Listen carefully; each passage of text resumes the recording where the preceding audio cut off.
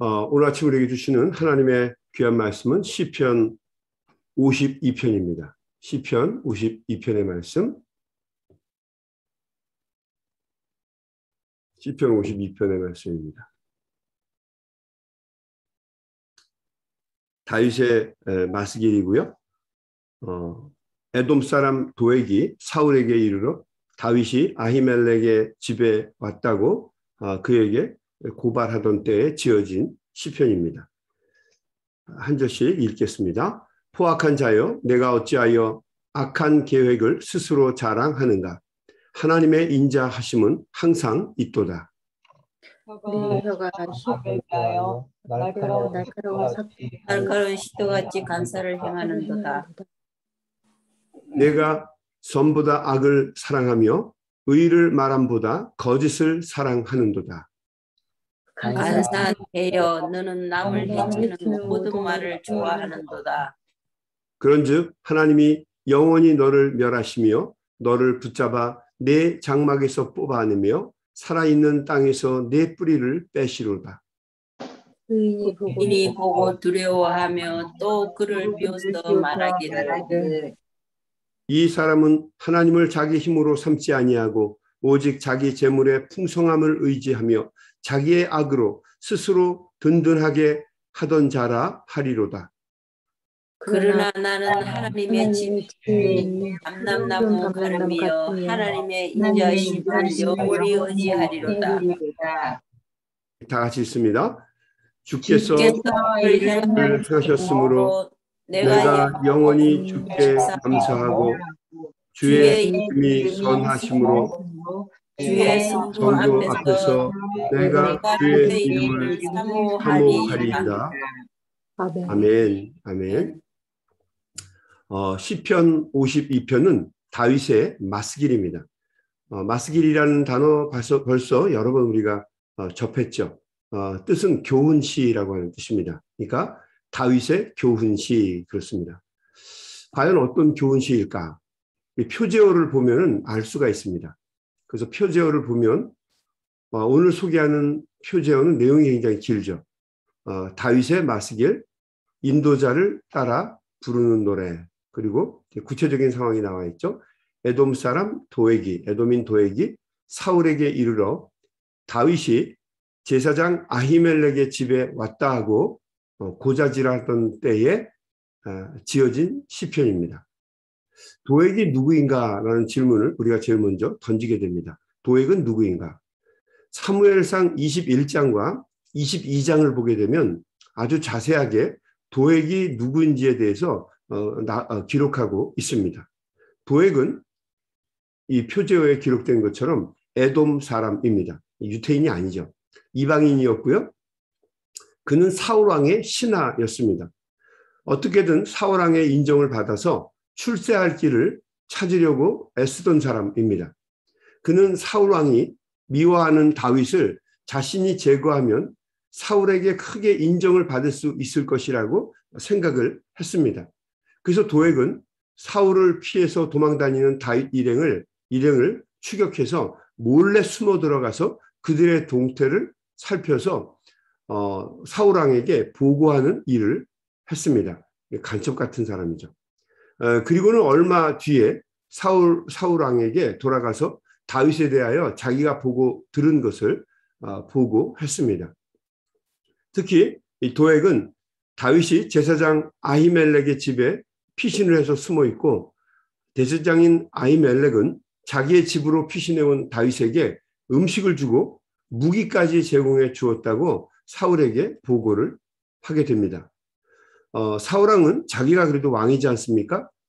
적어도 제사장은 자신을 돕고 자신을 위해서 일을 해야 되는데 다윗을 돕고 있다는 말을 듣게 되자 분노했습니다.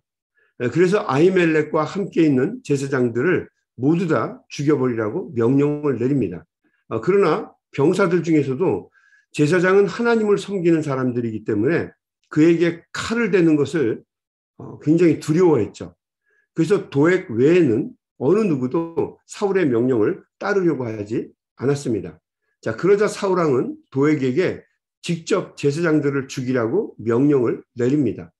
도액은 사울의 인정을 받기 위해서 사울의 명령대로 제사장 85명을 모두 다 죽이게 됩니다.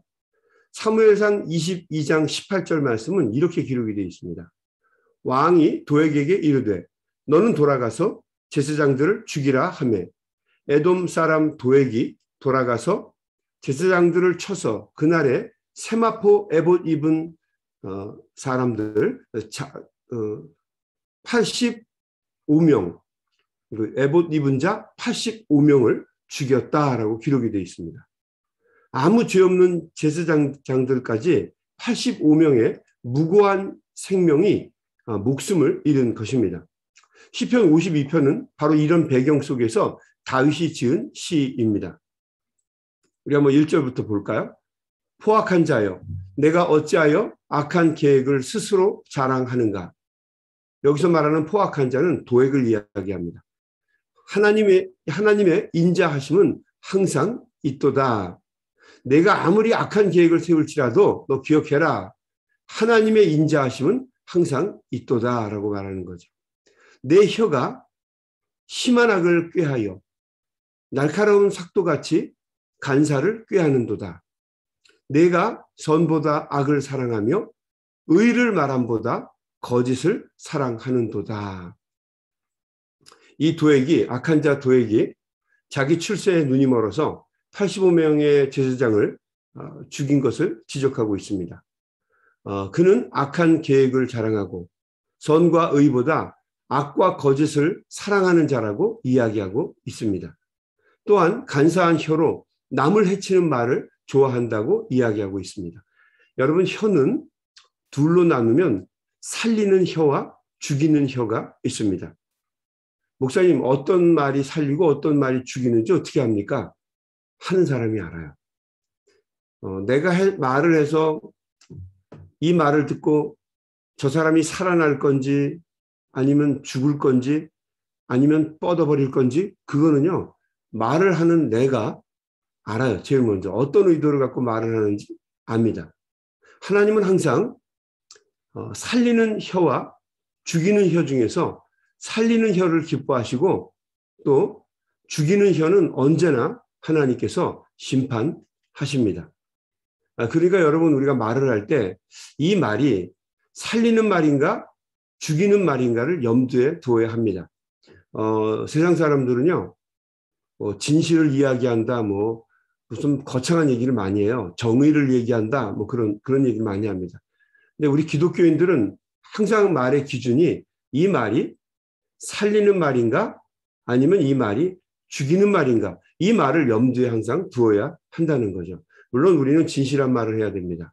하나님이 기뻐하시는 말을 해야 되고 정의에 바로 선 말을 해야 합니다. 그러나 이 말들보다 더 신경 써서 제일 먼저 해야 할 말은 이 말이 사람을 살리는 말인가 죽이는 말인가를 염두에 두어야 한다는 것입니다. 살리는 말은 무조건 해야 되겠지만 죽이는 말은 여러분 하지 말아야 합니다.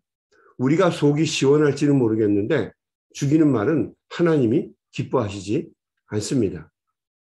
여러분, 도액과 같은 사람은 결국 다윗의 시대에만 있지 아니하고 오늘 우리가 살아가고 있는 이 시대에도 있습니다. 아니, 있는 정도가 아니라 쉽게 만날 수 있죠. 훨씬 더 많습니다. 그러면 이런 도액과 같은 사람을 만나게 될 때 과연 우리는 어떻게 행동해야 할 것인가? 다윗은 하나님께서 정의를 바로 잡아 주실 것이라고 하는 믿음을 가지고 하나님께 간구하고 있는 것을 보게 됩니다. 여러분, 우리를 갖다가 말도 안 되는 이야기, 그냥 죽이려고 하는 이야기, 자기의 어떤 성공을 위해서 말도 안 되는 거짓말을 일삼는 도액과 같은 사람을 만나게 되면 우리는 어쩔 수 없이 흔들립니다. 왜냐하면 이 말이라고 하는 게 얼마나 무서운지, 새치 혀보다 더 무서운 게 없고요. 새치 혀보다 날카로운 비수가 없고 새치 혀보다 강력한 위력을 가진 핵폭탄이 없습니다. 이 새치 혀는요, 뭐든지 다 터뜨려 버릴 수 있어요. 자, 이런 사람의 혀를 만나게 되면 우리는 어떻게 될 것인가? 먼저 다윗이 했던 것처럼 하나님께서 정의를 가지고 바로 잡아주실 것에 대한 믿음을 가지라는 거예요. 우리가 먼저 믿음을 가지라는 겁니다. 5절 말씀을 볼까요? 그런즉 하나님이 영원히 너를 멸하시며 너를 붙잡아 내 장막에서 뽑아내며 살아있는 땅에서 내 뿌리를 빼시리로다. 그 악한 혀를 가지고 있는 도액을 하나님이 그렇게 하시겠다는 거죠. 멸하시고 뽑아내시고 뿌리까지 빼버리시겠다라고 하는 것이 이 다윗의 믿음이에요. 악한 혀를 가진 사람은 그렇게 하실 것이다. 6절 말씀에 의인이 보고 두려워하며 또 그를 비웃어 말하기를 이 사람은 하나님을 자기 힘으로 삼지 아니하고 오직 자기 재물의 풍성함을 의지하며 자기의 악으로 스스로 든든하게 하던 자라 하리로다. 하나님 의지하지 않고 또 자기 힘으로 서려고 했던 사람이라고, 하나님을 염두에 두지 않고 살아가는 사람이라고 말하게 될 것이다 라고 하는 거죠.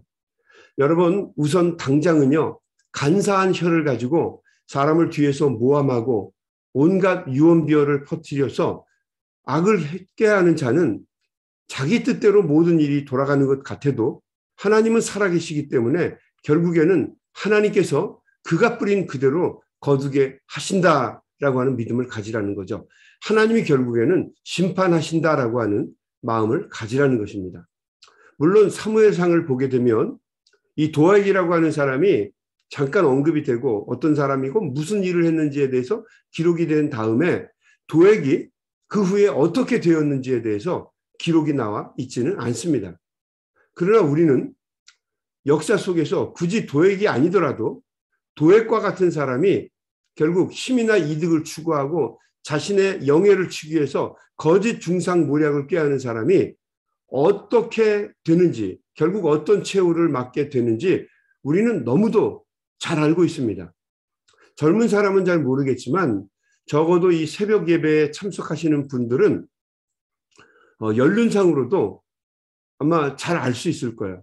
그런 인생을 사는 사람들이 우리가 살아오는 과정 속에서 어떻게 끝이 나게 되는지 아마 우리는 잘 알 겁니다. 그렇기 때문에 다윗은 하나님께서 악을 심판할 것이라고 강하게 믿고 고백하고 있는 것입니다. 하나님은 반드시 도액과 같은 사람들을 멸하시고 근절하신다는 거죠. 여러분 동의하세요? 네, 그렇더라고요.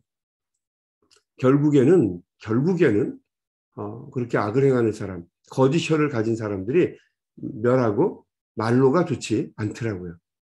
이 다윗은 8절과 9절에서 그래서 이렇게 결론을 맺습니다. 그러나 나는, 이제 도액의 얘기를 하다가 이제 8절부터는 자기 얘기를 하고 있습니다. 그러나 나는 여호와의 집에 있는 푸른 감람나무 같으며 하나님의 인자하심을 영원히 의지하리로다. 주께서 행하셨으므로 내가 영원히 주께 감사하고 주의 이름이 선하심으로 주의 성도 앞에서 내가 주의 이름을 사모하리이다. 하나님께서 악을 심판하실 것을 믿기 때문에 자기는 하나님의 집에서 자라나는 푸른 감람나무 같을 것이다라고 고백을 합니다. 여러분, 감람나무는 이스라엘의 3대 주종나무 중에 하나예요. 수입을 거두어들이는 유실수 중에 하나입니다. 감람나무 열매는 이스라엘 백성들에게는 절대로 없어서는 안 될 열매입니다. 주 수입원이죠. 감람나무는 사시사철 항상 잎사귀가 푸른 나무입니다. 철을 따라서 열매를 맺고 항상 잎사귀가 푸르다라고 하는 것이 감람나무를 지칭하는 경우이죠. 대부분. 사람들과 이웃의 필요를 채워주고 세상을 평화롭게 만드는 나무입니다. 권력을 탐하지 않고 하나님을 의지하는 사람에게는 그런 감람나무와 같은 은혜를 주시겠다라고 말씀하시는 것입니다. 여러분, 저는 이 시편 52편의 말씀을 보면서 눈에 들어오는 두 개의 구절이 있습니다. 첫 번째는 하나님의 인자하심이 늘 있도다라고 하는 거예요. 도액과 같은 사람, 우리 주변에 얼마나 많아요. 여러분, 바라기는 여러분이 남은 인생을 살아가면서 그런 사람들 만나지 않게 되기를 간절히 바랍니다. 그러나 그럼에도 불구하고 우리 주변에는 그런 사람이 꽉 차 있어요. 너무너무 많습니다. 근데 기억하십시오. 억울함을 당하고 무고를 당하고 화나는 일을 당해도 꼭 기억해야 할 것은 하나님의 인자하심은 늘 있도다라고 하는 거죠. 항상 하나님의 인자하심이 있고요. 그 인자하심이 우리가 그 고난의 터널을 지나갈 때 이길 수 있는 힘과 능력을 주세요. 여러분, 그 하나님의 인자하심이 항상 여러분에게 있습니다. 여러분 등 뒤에 있고, 여러분 앞에 있고, 여러분을 이끌어 주십니다. 근데 우리가 그걸 잘 모르는 거죠. 자꾸 까먹는 거고 느끼지 못하는 것 뿐이에요. 어떤 때는 시련 속에서 하나님 살아계시는 거야, 이거 뭐야, 막 불만을 할 때가 있는데, 그럼에도 불구하고 하나님은 우리를 뒤에서 도우시고 앞에서 끌어주시고 우리의 길을 인도해 주시는 분이라고 하는 거죠. 그래서 여러분, 복음송가 중에서도 나의 등 뒤에서 나를 도우시는 분이라고 하는 찬송 복음송가가 있잖아요. 하나님이 우리를 도와주시고 그 인자하심이 우리에게 없다고 한다면 과연 우리가 지금 이 순간까지 있을 수 있겠습니까? 신앙은 우리의 마음과 우리의 생각과 우리의 눈을 열어서 하나님의 인자하심을 보는 행위입니다. 하나님의 인자하심이 늘 있도다. 이게 이렇게 은혜가 되고요. 또 두 번째는요. 나는 하나님의 8절에 나는 하나님의 집에 있는 푸른 감람나무 같다라고 하는 고백입니다. 우리가 살다 보면 낙심되고 실망되는 일들이 반드시 있지요. 억울하고 분한 일도 많이 있을 것입니다. 그러나 그럼에도 불구하고 우리가 꼭 기억해야 할 것은 하나님의 인자하심이 언제나 우리에게 있고 또 그 인자하심을 볼 수만 있다면 우리는 언제나 하나님의 집에 있는 푸른 감람나무와 같은 인생을 살 수 있을 것이다 라고 하는 것입니다. 제가 문 앞에 나가면요, 모랭가 나무가 있어요. 우리 안찬호 선교사님이 저를 먹으라고 갖다 주신 그 모링가 씨앗입니다. 그 씨앗을 먹다가 생각해 보니까 씨앗인데 혹시 나지 않을까 그래가지고 제가 솔직히 말하면 제가 심었고 우리 장모님이 물을 잔뜩 주셨어요. 정말 잘하더라고요. 한 3그루인가가 살아남았는데요.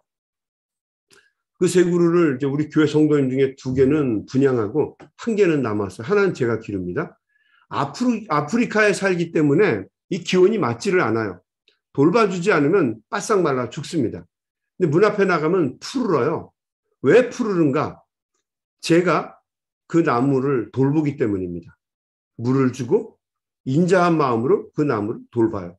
그래서 이 모링가 나무는 이렇게 고백할 수 있습니다. 푸른 감람나무와 같이 항상 푸른 나무.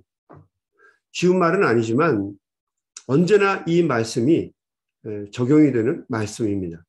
하나님의 인자하심을 의지하고 또 그리고 하나님의 말씀과 뜻을 붙잡고 그 인자하심 속에 살아가면 우리는 언제나 잎사귀 푸른 삶을 기억할 수 있다는, 삶을 살아갈 수 있다는 거죠. 여러분, 오늘도 항상 나와 함께 하시는 우리의 주님을 기억하시면서 작은 것에 굴하지 않고 힘있게 살아가는 복된 하루가 되실 수 있기를 주님의 이름으로 간절히 축원합니다. 아멘. 여러분, 오늘 우리 장경진 집사님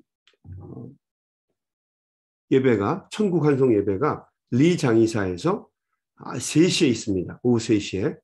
여러분, 우리 믿음의 가족들입니다. 우리 오늘 꼭 가셔서 축복해 주시고 우리 조태호 집사님 또 우리 앤드류 조 위로해 주시고 하나님의 은혜 가운데 다시 일어설 수 있도록 여러분께서 도와주시고 격려해 주시기를 부탁을 드립니다. 제가 먼저 기도하고 같이 통성으로 기도하도록 하겠습니다. 하나님 아버지, 감사합니다. 오늘도 귀한 말씀을 통해서 깨달음을 주시니 감사합니다. 도액과 같은 사람이 세상을 지배하고 또 우리를 어렵게 하고 힘들게 할지라도 하나님의 인자하심은 항상 우리 뒤에 있습니다. 그렇습니다, 주님. 주님이 우리와 함께 하시면, 주님의 인자하심, 주님의 사랑이 우리와 함께 하시면 우리는 언제든지 잎사귀 푸른 감람나무와 같이 하나님의 은혜와 사랑을 경험하며 살아갈 수 있습니다. 환경이나 조건이 문제가 아니라 나를 붙잡아 주시고 인도해 주시는 하나님이 나와 함께 있음이 항상 우리에게 문제입니다. 오늘도 이 아침에 간절한 마음으로 기도할 때에 주님, 우리의 기도와 간구를 들어 주시옵시고 우리가 부르짖는 기도가 하나님의 전에 상달되는 놀라운 역사가 있도록 이 아침에 저희들을 붙잡아 주시고 인도해 주시옵소서. 예수님의 이름으로 간절히 기도드리옵나이다. 아멘. 아멘. 여러분 오늘도 주님의 사랑과 은혜 가운데 복된 하루 지내시기 바랍니다. 우리 한번 다 같이 소리내서 통성으로 기도합니다. 하나님 아버지